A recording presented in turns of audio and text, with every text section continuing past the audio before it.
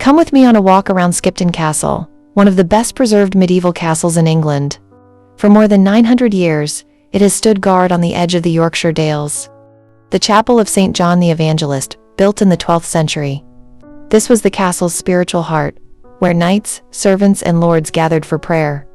Climbing the steps, we pass through the doors and enter the world of the powerful Clifford family, who made Skipton Castle their home for over 4 centuries. In Conduit Court stands a remarkable yew tree, planted in 1659 by Lady Anne Clifford, after she restored the castle following the Civil War. After climbing the wooden staircase, we now enter the kitchens, which catered for the great hall banquets and the needs of the Clifford family. Through a door next to the kitchen, you will find a very different necessity, the castle latrine, known as the Long Drop. Perched high above a sheer wall, waste simply fell away down the side of the cliff. Servants bustled back and forth, carrying heavy pots, fetching water, and preparing banquets that might feed dozens at a time. It was noisy, hot, and smoky, yet essential to keeping life in the castle running. From the heat of the kitchen, we step into the great hall. Imagine long wooden tables laid with roasted meats, the crackle of a fire, and music filling the air. Banquets weren't just meals. They displayed wealth, power, and hospitality. Where you sat showed your status, high status at the Lord's table, or low status near the door.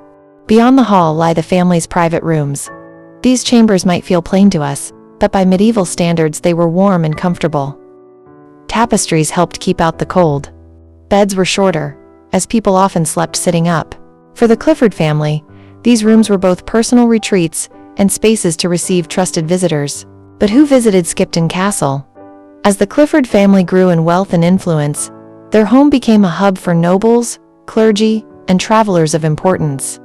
Lords and ladies from across Yorkshire came here for feasts and councils. During the Wars of the Roses, Clifford allies and rivals alike would have passed through these doors, sometimes as honored guests, sometimes as wary negotiators. One of the most famous residents was Lady Anne Clifford herself.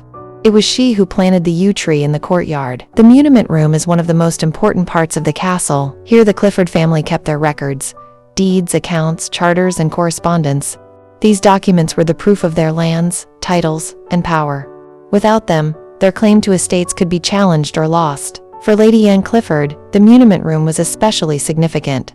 She famously fought a decades-long battle for her rightful inheritance, and records like these provided the evidence she needed to secure her claim.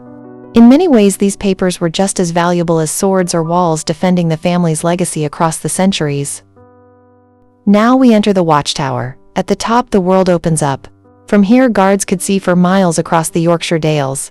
Rolling hills, farmland, and roads stretched below them, all watched carefully for signs of friend or foe. This was the castle's eyes and ears. A sudden plume of smoke, the glint of armor in the distance, or a rider galloping on the road, all could spell danger. From here, warnings could be shouted, horns sounded, or riders dispatched to raise the alarm. Life as a sentry was long and often cold. In winter, the wind cut across the battlements. Guards would stamp their feet, cloaks pulled tight, with their eyes scanning the horizon hour after hour. Yet their vigilance was vital. During the English Civil War, the castle became the last royalist stronghold in the north of England. For 3 years it endured siege after siege.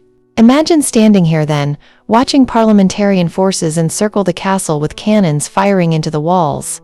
Supplies dwindling, and those within growing weary. Still the defenders held firm. We finish in the castle's courtyard known as the Conduit Court. At its center stands a yew tree planted in 1659 by Lady Anne Clifford, after she restored the castle following the Civil War. More than 350 years later, the tree still thrives, its wide branches symbolizing resilience and renewal. Just like Skipton Castle itself, it has endured centuries of change. Skipton Castle is not just stone and history, but a living monument to endurance. Thank you for joining me on this journey.